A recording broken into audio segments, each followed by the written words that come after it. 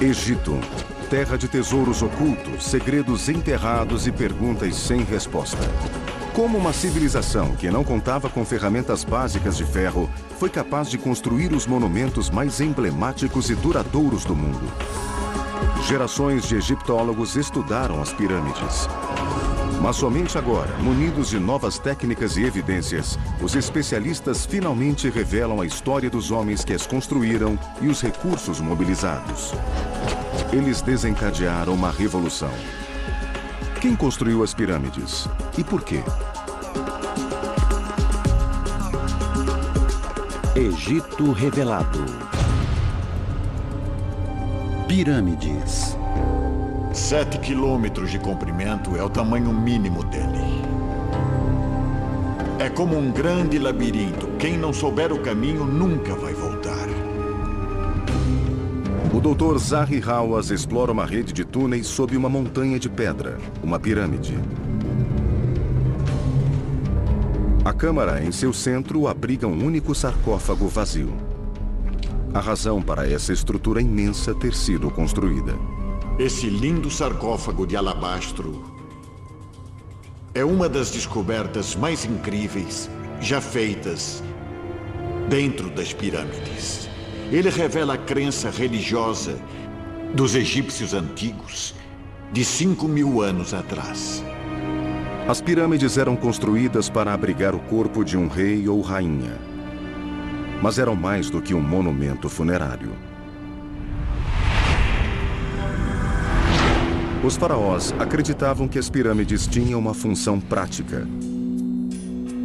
Elas os conduziriam à vida após a morte. Hoje sabemos que no Egito Antigo a origem da palavra pirâmide é ascender. Então há uma ligação direta entre a forma das pirâmides e a ascensão do faraó ao reino celestial. Existem cerca de 80 pirâmides no Egito. Embora a civilização egípcia tenha existido por 3.000 anos, a maioria delas foi construída durante uma era de prosperidade que durou pouco mais de um século. A maior é a Grande Pirâmide de Quéops, a única das 7 maravilhas do mundo antigo ainda de pé. Ela foi feita com quase 6 milhões de toneladas de rocha, cortadas, esculpidas e transportadas à mão. Durante mais de 3.000 anos, foi a construção mais alta do planeta. A pirâmide de Quéops está localizada nos arredores da cidade do Cairo. Ao seu lado estão pirâmides menores, construídas pelos descendentes de Quéops. São a imagem clássica do Egito.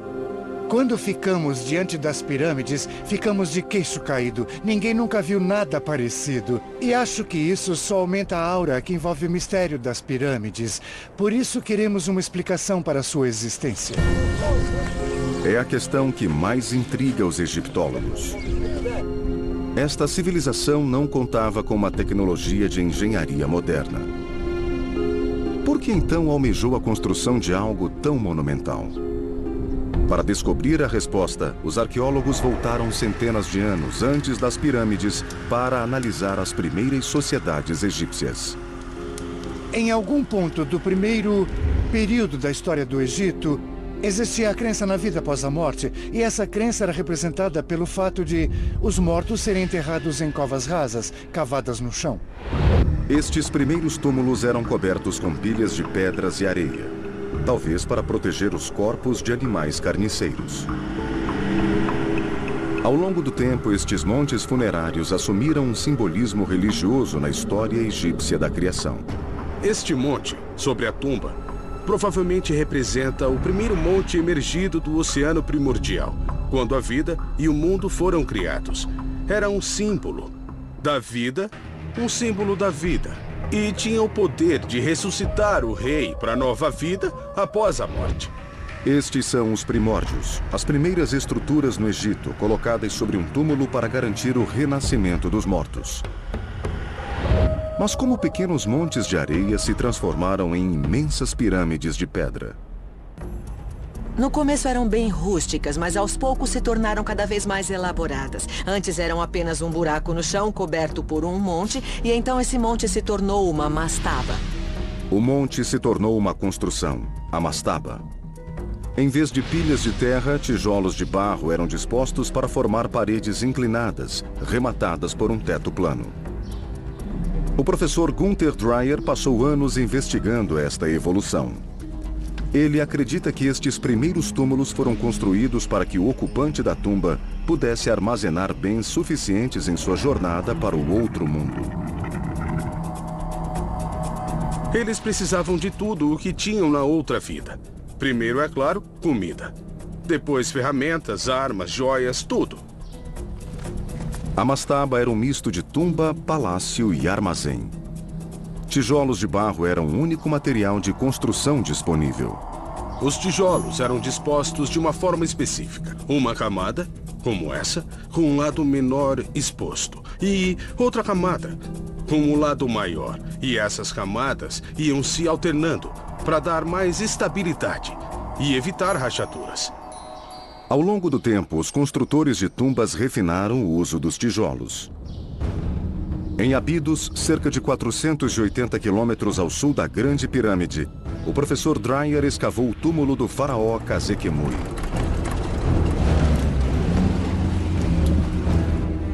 A tumba foi novamente enterrada na areia para ser protegida.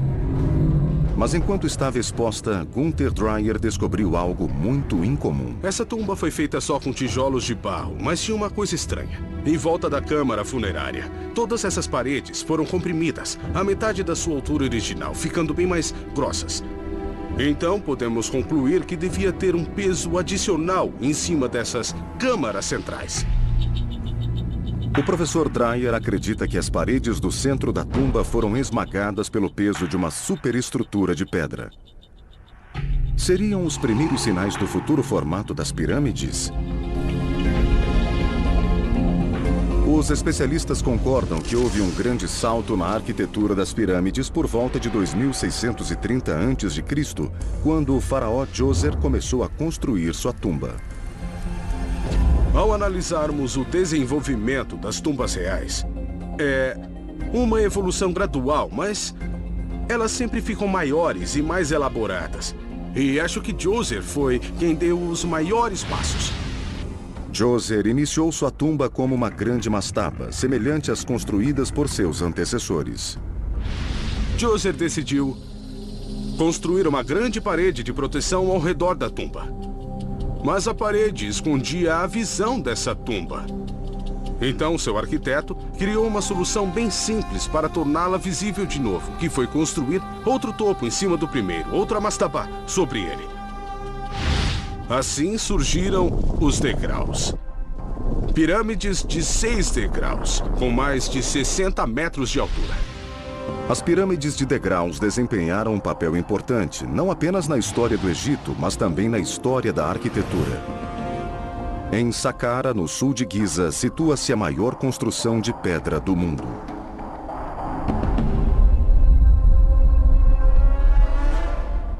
O fato de ainda estar de pé destaca a nítida vantagem da pedra sobre o tijolo de barro.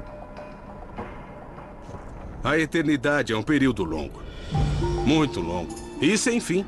Os tijolos de barro não durariam para sempre, mas a pedra é um material mais resistente. A pedra proporcionou aos egípcios uma recompensa valiosa: a eternidade. Os egípcios fizeram de tudo para garantir que as tumbas pudessem durar para sempre. E acho que esse é um dos motivos para que as pirâmides fossem feitas de pedra. Elas são mansões para a eternidade, como as montanhas, como o centro da Terra, feitas para durar para todo sempre. Parece que os construtores começaram empregando técnicas que conheciam e nas quais confiavam.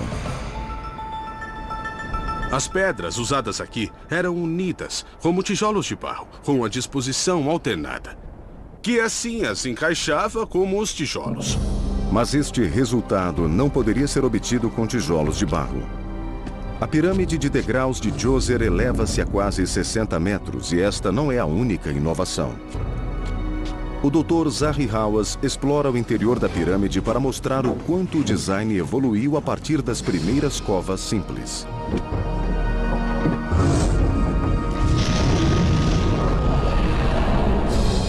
Há mais de 5 quilômetros de túneis nesta tumba. Câmaras construídas sob toneladas de pedras para abrigar Djoser, sua família e seus bens com muito esplendor. Essa câmara funerária é um milagre. Um milagre da arquitetura. Uma pirâmide de degraus. A primeira pirâmide de pedra da Terra. E os arqueólogos conhecem o responsável por esta revolução arquitetônica. Eles já podem dar um nome ao homem, ao gênio que projetou as primeiras pirâmides. Muitos aspectos das pirâmides do Egito são notáveis. Seu tamanho, sua idade e o fato de ainda estarem de pé.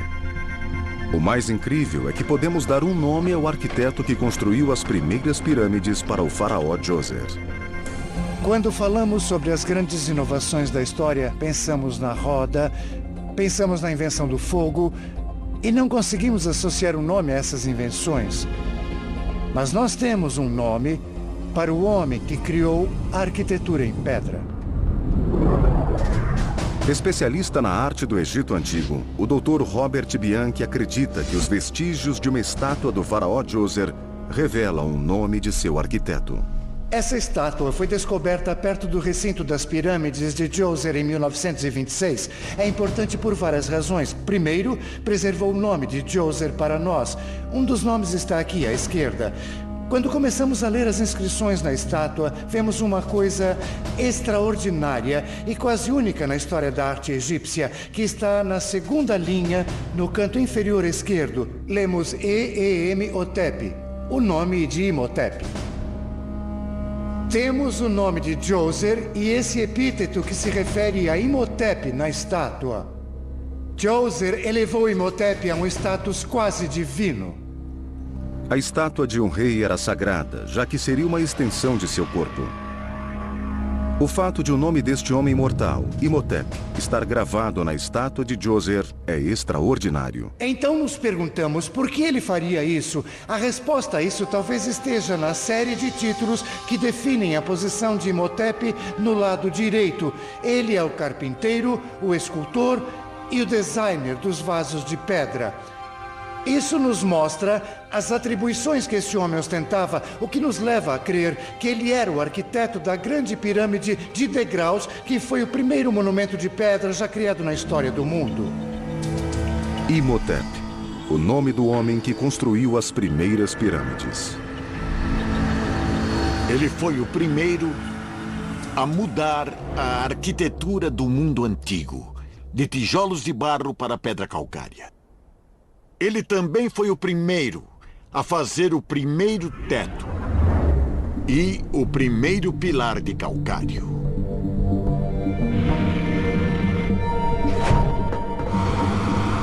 O arquiteto especializado em história, Jonathan Foyle, está tentando desvendar o processo mental que teria levado Imhotep a esboçar o projeto das pirâmides.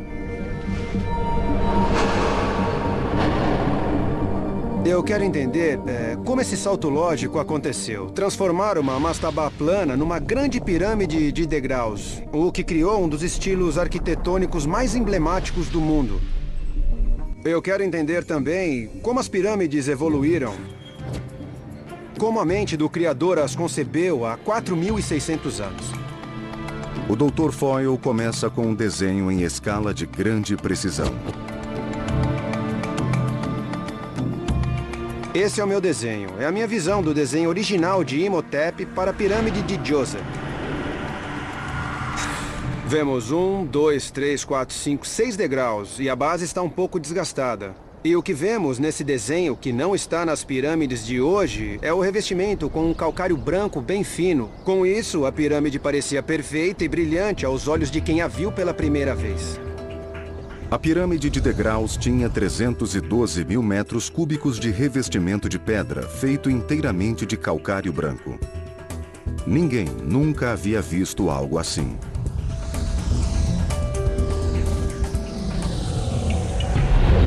E é evidente que gerações de egípcios reconheceram as façanhas de Imhotep, reverenciando seu nome. Na época, ele até se tornou um deus, uma honra geralmente reservada aos reis. Na era moderna, os arqueólogos começaram a especular sobre o túmulo do próprio Imhotep. Que tipo de sepulcro um mestre das tumbas construiria para si mesmo? Muitos arqueólogos dedicaram a vida a procurar essa tumba, mas ela jamais foi encontrada. Nas minhas escavações aqui, que ocorrem há mais de 20 anos, eu vejo o sonho de todos. E todos procuram Imhotep. Dizem que a tumba de Imhotep seria comparável à de Tutankhamon. Nenhum vestígio foi encontrado, mas muitos têm certeza de que sabem onde procurar. Acho que a tumba de Imhotep devia ficar perto do complexo da pirâmide de degraus, talvez a sudoeste. Temos que achá-la para descobrir. Mais cedo ou mais tarde, algum arqueólogo de muita sorte ainda vai encontrá-la. Vasculhando os arredores da pirâmide, Campbell Price espera ter esta sorte.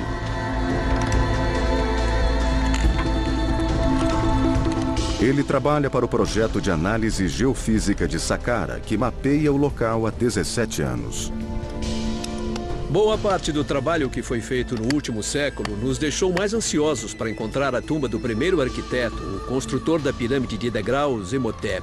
Se conseguirmos localizar essa tumba, vai ser uma grande descoberta. Imhotep tinha muito mais fama do que a que Tutankhamon conseguiu depois de morto. Então, sob a perspectiva da cultura histórica do Egito, seria uma façanha incrível dizer que achamos Imhotep. Campbell Price usa um equipamento chamado gradiômetro magnético. Registrando alterações mínimas no campo magnético do solo, o dispositivo permite identificar os diferentes materiais e estruturas sob a superfície. Ele fornece imagens maiores e melhores das coisas no subsolo.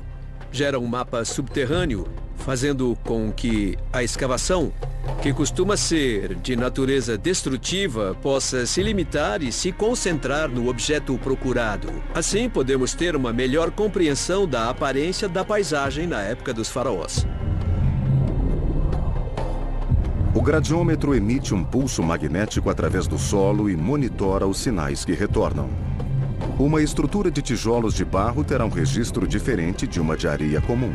Enquanto Price caminha pelo local, um plano detalhado começa a surgir. Nosso achado mais recente foi a localização de duas estruturas bem grandes, o que é emocionante, e estão entre as maiores estruturas que foram identificadas em Saqqara.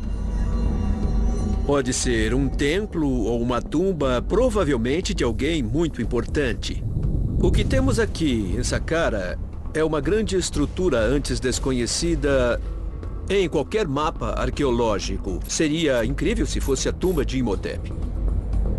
Se Price encontrar a tumba de Imhotep, será uma descoberta de imensa importância. Mas levará algum tempo até que tenham certeza, já que qualquer escavação aqui seria lenta e meticulosa. Em contrapartida, o trabalho de Imhotep catalisou uma mudança súbita e dramática. O estilo de construção dos egípcios mudou subitamente, iniciando uma era de ambição desmedida. Ela produziu alguns dos edifícios mais espetaculares de que se tem notícia.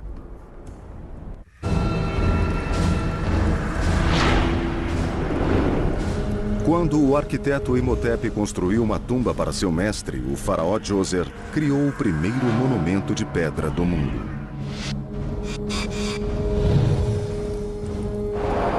Ele também iniciou uma era de inovação visionária. A inovação de Imhotep em pedra foi revolucionária. Foi como uma luz que se acendeu, uma lâmpada. Porque em poucas gerações, os egípcios passaram da pirâmide de degraus para a grande pirâmide de Quéops. Então não estamos falando de milhares de anos, mas de algumas gerações de faraós e uma mudança de dinastia. Isso foi quase instantâneo.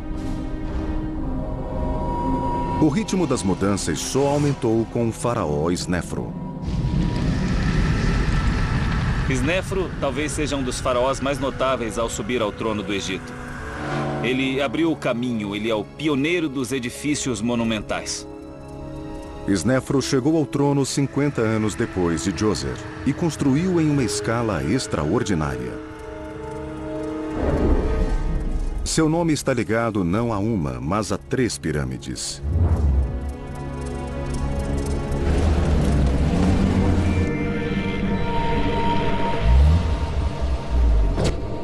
O arquiteto histórico Jonathan Foyle investiga 3 projetos bem diferentes. Acredita-se que o primeiro a ser construído está na necrópole de Meidum. Meidum é muito interessante. Parece representar um tipo de transição, porque pega o protótipo da pirâmide de degraus, mas aumenta a escala. Esse edifício é bem maior, podemos ver por comparação direta, lado a lado. E depois que essa coisa de 8 degraus foi erguida, parece que decidiram voltar e instalar um revestimento externo. Eles queriam aplainar as laterais, embora o projeto original não fosse o de uma pirâmide. Aqui o revestimento de calcário foi raspado e agora está uma pilha ao redor da base da pirâmide. Meidum possui um design parecido com o da pirâmide de degraus, mas em uma escala bem maior. Hoje está parcialmente destruída, mas no passado chegava a mais de 90 metros.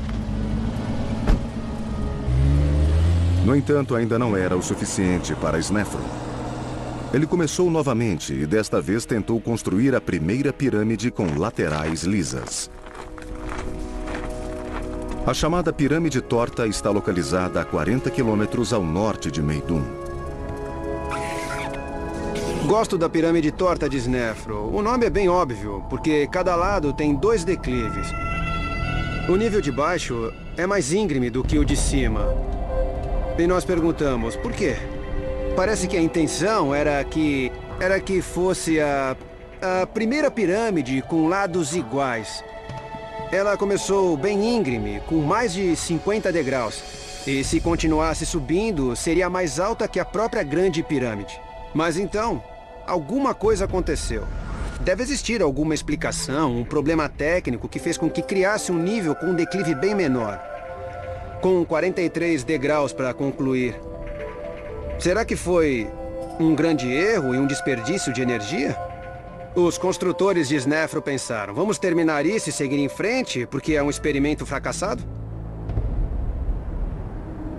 Eu gosto da ideia de que a pirâmide torta era para ter sido uma pirâmide normal. Eu acho que ela representa um tipo de protótipo. E isso talvez queira dizer que houve um problema nas fundações, como rachaduras, que acabou levando à mudança no projeto.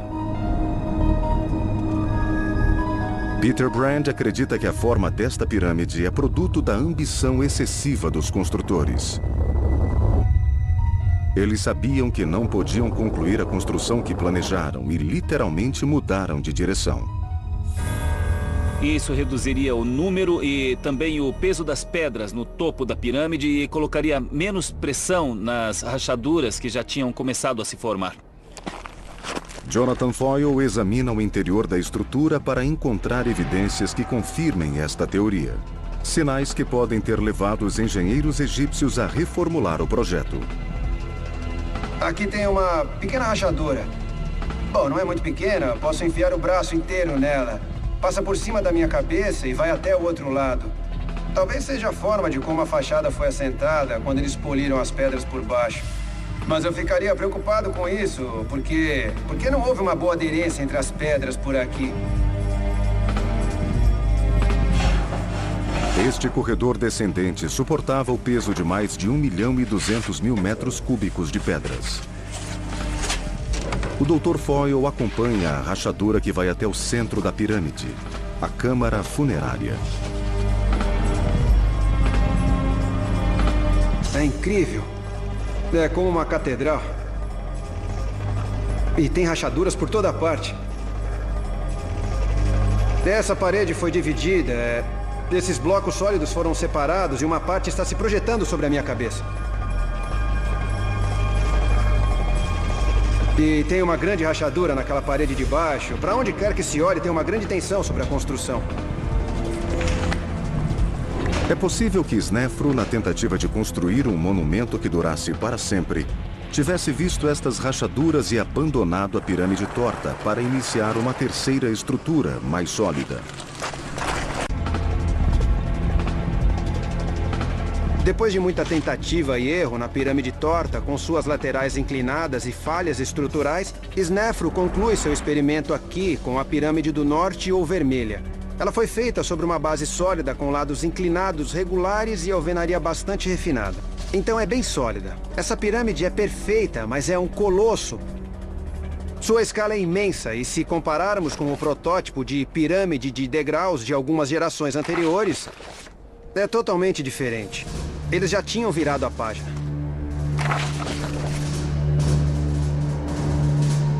Este é o produto do que Snefru aprendeu em Meidum com a pirâmide torta. A primeira pirâmide verdadeira, com lados lisos e brilhantes, imitaria os raios do sol e levaria o faraó para a vida após a morte. Após 2 tentativas, Snefru finalmente havia projetado a pirâmide perfeita. Ela seria a referência de dezenas de pirâmides que vieram depois. Mas há quem discorde desta teoria. O arqueólogo Vassil Dobrev não está convencido de que a pirâmide torta tenha sido um fracasso deixado para trás. Tem um problema com a teoria tradicional. E ele é muito simples. A pirâmide torta, que tem sido considerada um acidente, um monumento abandonado, na verdade, é a pirâmide mais preservada do Egito. Grande parte do revestimento da pirâmide ainda está intacto. Ela parece ter sido concluída. Dobrev questiona os motivos pelos quais Snefru aplicaria tantos recursos para depois abandonar um projeto que havia idealizado. Para mim, a pirâmide torta não é um acidente. Pelo contrário, é um exemplo excelente da forma como os arquitetos de Snefru construíam pirâmides. Era o começo da ideia. Era uma coisa nova, uma coisa original que ninguém nunca tinha feito antes. Se o design da pirâmide torta era proposital e ela foi concluída como previsto, por que Snefru quis fazer um terceiro monumento? A resposta talvez esteja na compreensão da finalidade da pirâmide. Uma teoria sugere que a pirâmide é uma réplica do Monte da Criação, o chamado Monte Bem-Bem, ou Colina da Criação, que surgiu no dia em que os raios do sol chegaram ao abismo aquático, iniciando a criação. O Monte Bem-Bem é o primeiro pedaço de terra a emergir do oceano no mito egípcio da criação do mundo. Dobrev acredita que a pirâmide torta represente este mito. Este elo com a criação testemunharia o renascimento do rei. E quando Snefru fez esse monumento, ele deve ter tido essa ideia de fazer um monumento parecido com o Monte Bem-Bem. E a teoria de Dobrev também explica por que Snefru construiu mais de uma pirâmide. Ele queria subir ao céu. E uma vez lá em cima, precisava descer. Então ele precisava de outro monumento, que é a pirâmide verdadeira. A pirâmide vermelha possui laterais lisas, em declives iguais, e simboliza os raios do sol devolvendo o faraó à terra. Veja, na realidade nós temos 2 pirâmides que trabalham juntas. E os 2 monumentos formavam um ciclo perpétuo de ressurreição e renascimento. As realizações de Snefru são inquestionáveis. Ele não só foi o homem responsável pela criação do formato tradicional das pirâmides, como durante o processo também construiu 3 monumentos colossais durante seus experimentos. Juntas, elas somam mais de 3.500.000 metros cúbicos de pedras.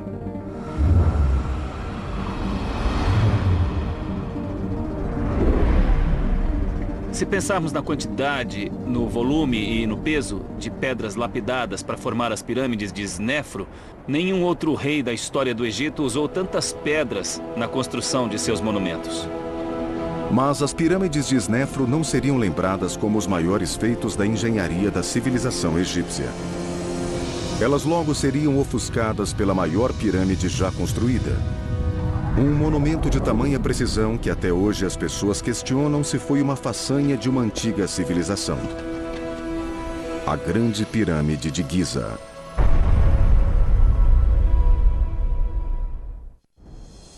60 anos depois da construção de sua primeira pirâmide, o faraó Snefru havia aperfeiçoado o design que reconhecemos atualmente. Suas pirâmides são os protótipos, os modelos experimentais que permitiram que Kelpis construísse essa pirâmide tão perfeita desde o começo. Kelpis era filho de Snefru. Ele deve ter presenciado a construção dos maiores monumentos que o mundo já viu.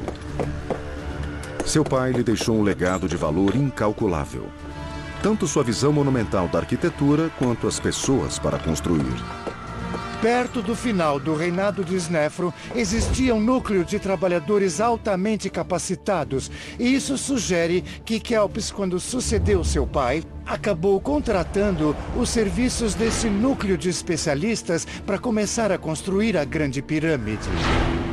Assim como Djoser havia convocado seu arquiteto Imhotep para projetar a pirâmide de degraus, Kelpis procurou um homem chamado Emiuno. Depois do faraó, ele se tornou o homem mais importante do Egito.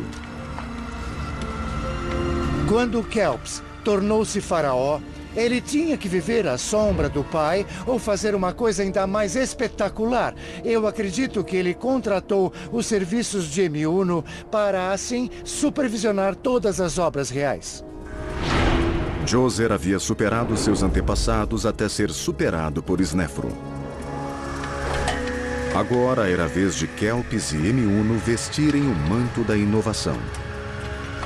Eu imagino Kelpis e Emiuno tendo uma longa conversa sobre a construção de um monumento que iria superar, que iria exceder o poder das 3 pirâmides feitas por Snefru. E o resultado dessa colaboração é o auge da Era das Pirâmides, a Grande Pirâmide, que é uma das 7 maravilhas do mundo antigo. É por essa razão que temos que fazer uma conexão entre Imhotep e Emiuno. Eles são o elo de uma cadeia. Um foi o homem que criou a arquitetura em pedra. E o outro, Emiuno, o homem que, na minha opinião, é responsável pelo ápice da arquitetura em pedra em uma escala jamais reproduzida em nenhum lugar do mundo.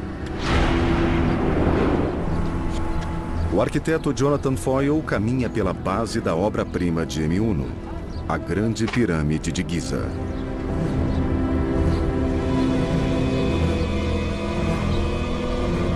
Mas como? É a primeira pergunta que me vem à cabeça. Não dá para ter uma noção do tamanho até chegar bem perto.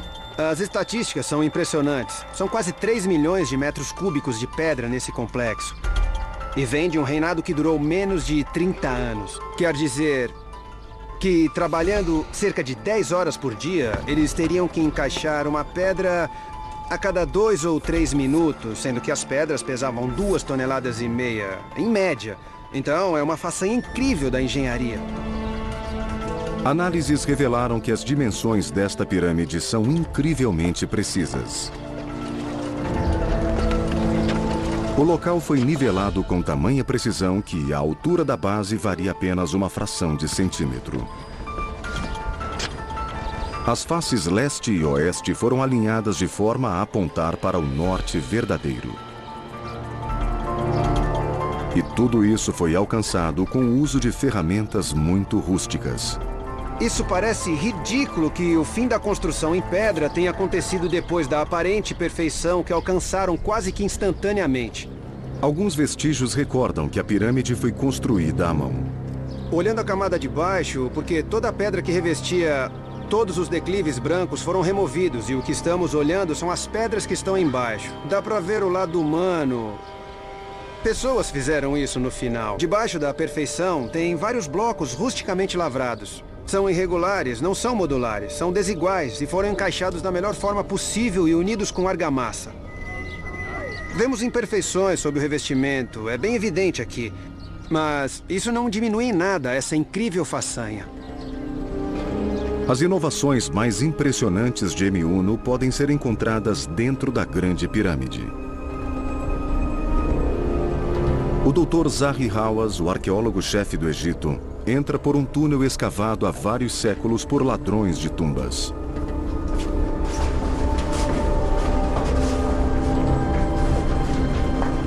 O O túnel se encontra com uma passagem estreita, pela qual o corpo de Kelpis foi transportado durante a procissão funerária.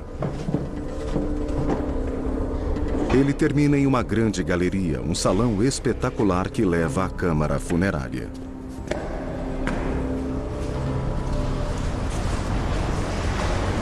Aqui fica a incrível câmara funerária. Ela é toda feita de granito. Kelpis foi enterrado nesse sarcófago. E teve ao redor dele tudo o que precisaria na outra vida. Os blocos sólidos de granito que formam a câmara foram cortados e dispostos com tal perfeição que mesmo depois de 4.500 anos, uma lâmina de barbear não caberia entre as fendas. O granito aqui é uma linha de defesa. Mesmo quando o faraó estava vivo, as tumbas eram roubadas. E a prova disso vem de Eteperes, a mãe de Kelps. A tumba dela foi saqueada. Alguém tão poderoso quanto Kelps foi desafiado por um bando de ladrões que violou a tumba da mãe do faraó. Esse evento chocou o Egito. Chocou o reinado de Kelps. E esse choque, a consequência desse choque é essa enorme massa de granito para proteger a tumba do rei.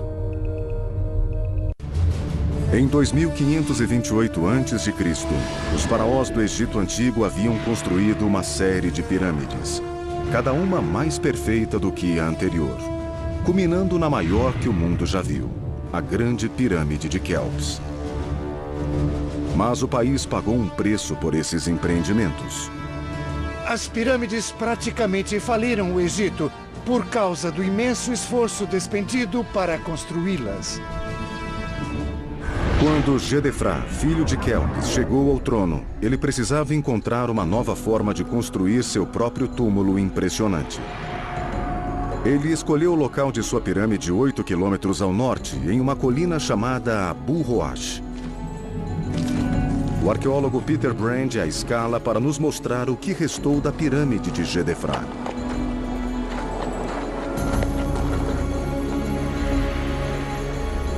Aqui no Planalto de Abu Roash, podemos ver por que Gedefra escolheu esse lugar maravilhoso para construir sua pirâmide. Ele domina totalmente a paisagem ao redor.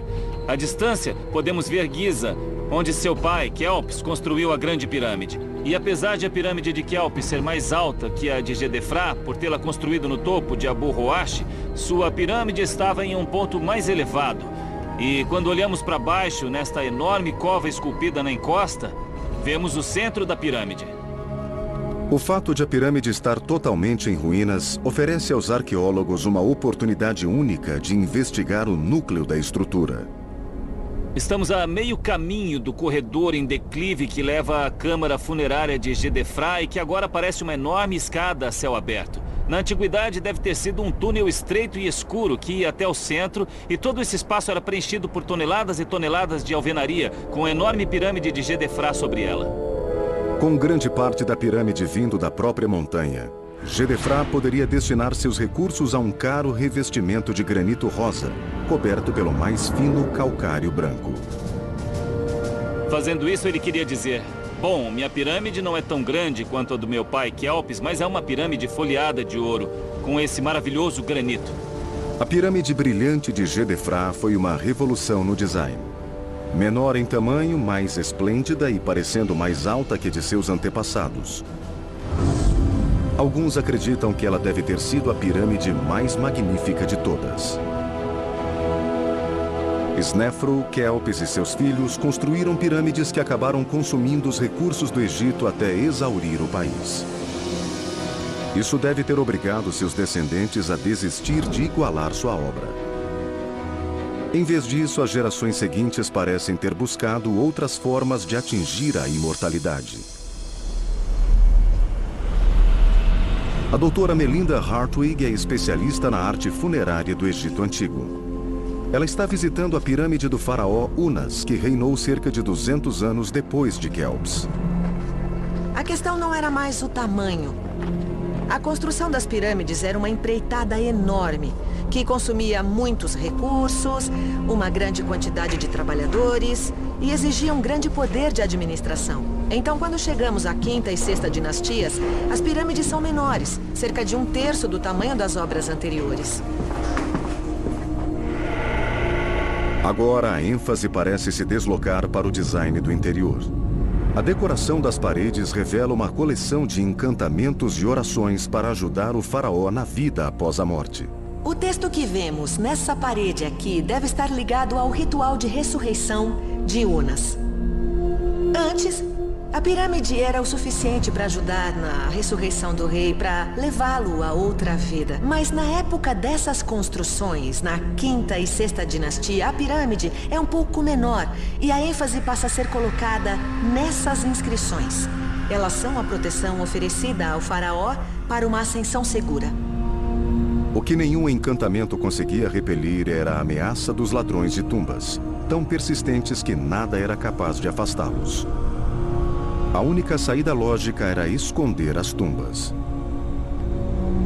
As pirâmides eram como faróis para os ladrões. Então, isso leva ao novo reinado em que os reis decidem se enterrar no Vale dos Reis para evitar saques. No isolado Vale dos Reis, os túmulos foram escondidos sob penhascos altos. O topo de uma montanha domina a paisagem, criando uma pirâmide natural. Uma evocação dos rústicos montes sagrados sob os quais os primeiros egípcios enterravam seus mortos. A localização de cada túmulo era mantida em segredo. E esse foi um dos motivos para que a tumba de Tutankhamon conseguisse permanecer escondida por tanto tempo. A tumba foi enterrada no Vale dos Reis, e seus arquitetos e projetistas tiveram o trabalho de camuflar a área ao redor para que parecesse uma paisagem desértica. Todas as pirâmides foram saqueadas e saíram de moda entre os faraós, mas ainda permanecem de pé.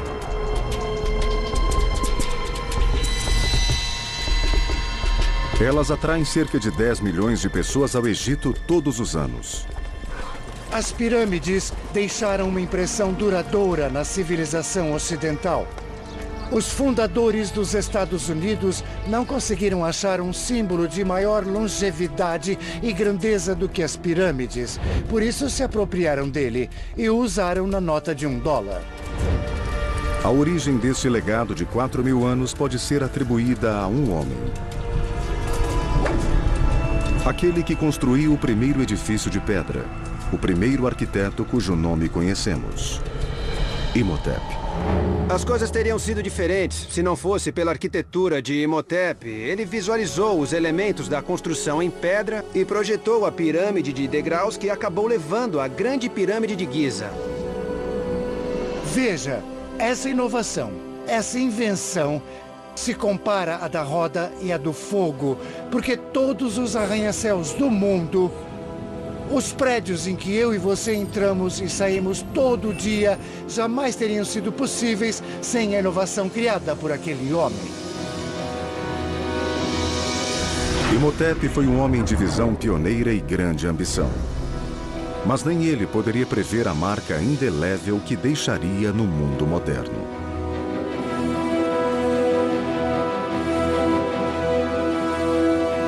Versão brasileira, Vox Mundi.